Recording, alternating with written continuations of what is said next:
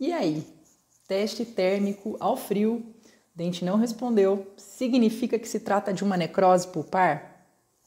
Não necessariamente. Dando sequência hoje à nossa saga em busca do diagnóstico pulpar correto, vamos conversar um pouco a respeito da interpretação dos dados coletados para esse diagnóstico. Lembrando, se você não viu, você pode ver em algum vídeo aqui anterior ou no nosso canal do YouTube, lembrando que a primeira etapa desse diagnóstico é a coleta de dados, e essa coleta ela se faz de forma subjetiva e objetiva.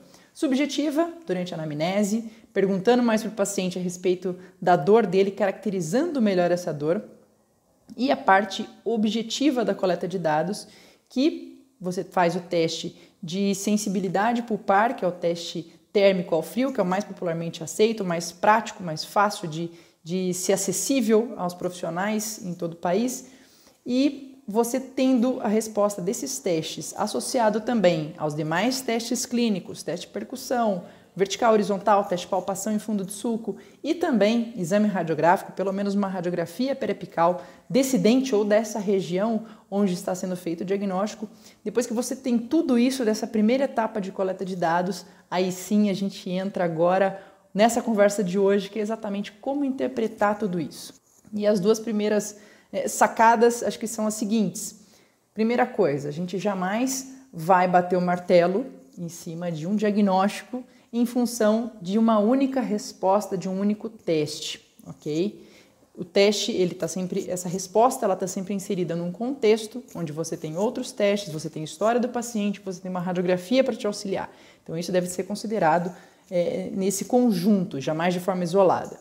E o segundo ponto é que quando a gente fala de diagnóstico pulpar, o clínico pode pensar logo num teste térmico ao frio, fala isso daqui é o determinante, isso daqui é o que vai me fazer realmente bater o martelo, e nem sempre. Por quê? O teste térmico ao frio, ele é uma representação clínica, né, de qual que é o estado daquela polpa, se existe a chance daquela polpa se recuperar de uma forma de um tratamento conservador ou se existe a necessidade de uma intervenção endodôntica.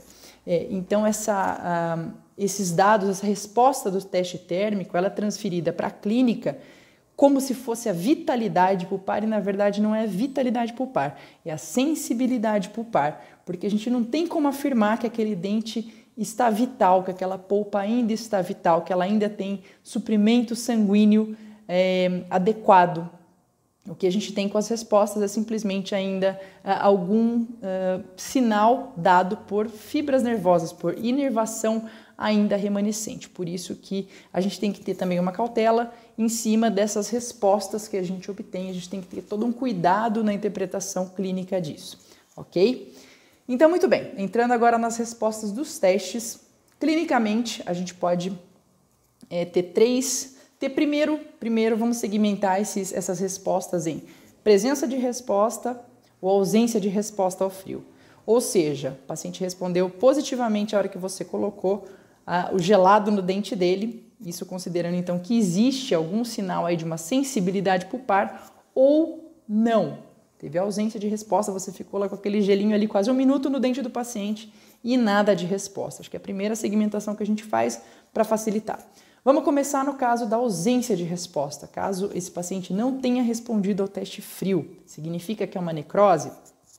Não necessariamente. Nessa hora a gente vai fazer o quê? Olhar para os demais dados que a gente tem. Tem que haver uma congruência dessa ausência de resposta ao teste frio com os demais dados que você coletou objetivamente, subjetivamente e radiograficamente, ok? Então, o que seria essa congruência? Por exemplo, não respondeu ao teste térmico ao frio e existe já uma lesão periapical associada a esse dente, existe uma cárie já mais avançada associada a esse dente. Então, são todos indícios que justificariam que aquele tecido pulpar tenha realmente necrosado.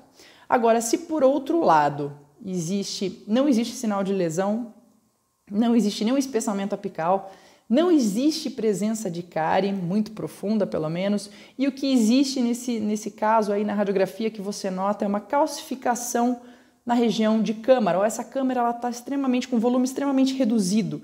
Isso por si só, você pode ter uma ausência de resposta ao teste frio, e ele pode se tratar de um falso negativo. Aquele dente não necessariamente ele está necrosado, mas simplesmente ele não apresenta uma resposta, né, identificada através desse teste. Então, fez o teste, deu negativo, existe congruência dos outros testes, as respostas dos outros testes, levando aí a ideia de que existe uma necrose pulpar? Sim, maravilha, diagnóstico de necrose pulpar. Não existe essa congruência? Aí a saída é você buscar testes alternativos, pensar num teste de cavidade e relacionar com algum outro sinal e sintoma aí desse paciente para tentar determinar se realmente se trata de uma necrose ou simplesmente aquele dente ele não está respondendo ao teste frio, ok? Muito bem. No caso desse teste ter dado positivo, maravilha, pode se tratar desde uma polpa normal, que você deve saber como é a resposta desse seu paciente, você já fez esse teste antes de fazer no dente suspeito, você já fez esse teste frio num dente dele que está sem problema nenhum, um dente saudável, e no momento em que você faz no dente suspeito, ele sente. Maravilha. Então, polpa, existe sensibilidade pulpar, e o quanto que existe dessa sensibilidade pulpar? Ela está compatível com aquele dente saudável, que significaria uma polpa normal, ou seja, no momento que você colocou o estímulo gelado, doeu, removeu o estímulo gelado, o paciente te comunica que aquela dor cessou imediatamente.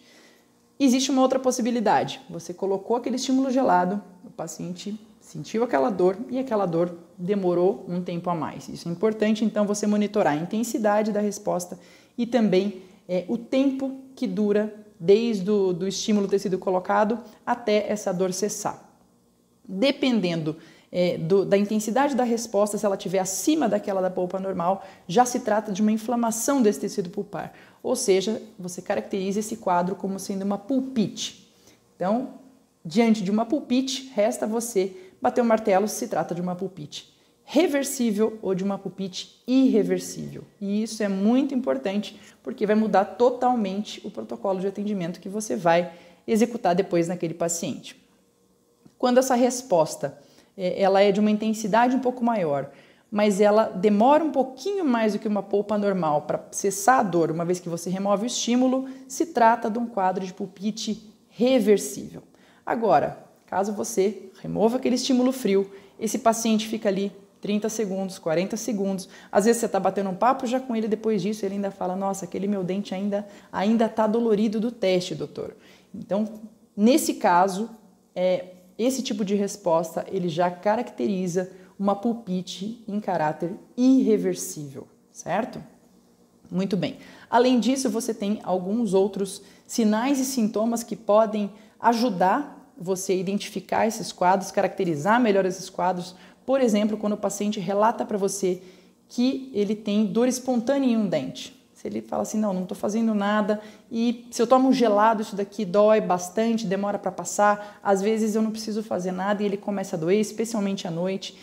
Também são relatos que você encontra mais no quadro de uma pulpite irreversível. Por isso eu vou deixar aqui na sequência então para você, tá? Um quadro de acordo com cada diagnóstico do que você pode esperar encontrar, não só de resposta dos testes clínicos que você faz, mas também do tipo de dado que esse paciente fornece, as características da dor que esse paciente fornece, para você conseguir então chegar nesse diagnóstico pulpar da maneira mais precisa possível. Duas últimas coisas. Uma delas, lembre-se que quando você está fazendo um diagnóstico pulpar em um dente com mais de uma raiz, com mais de um canal, diferentes raízes podem ter diagnósticos pulpares diferentes, eles podem estar em estágios, né, dessa infecção endodôntica, por exemplo, estágios diferentes. E isso pode, às vezes, confundir um pouquinho mais você e se tornar um desafio um pouco maior, mas tenha isso sempre em mente. E a segunda coisa é que fique à vontade para você dar uma pausa no vídeo aqui na sequência e dar um print aqui nesses quadros para você acessar depois de maneira mais prática, ter à mão aí no seu celular, ok?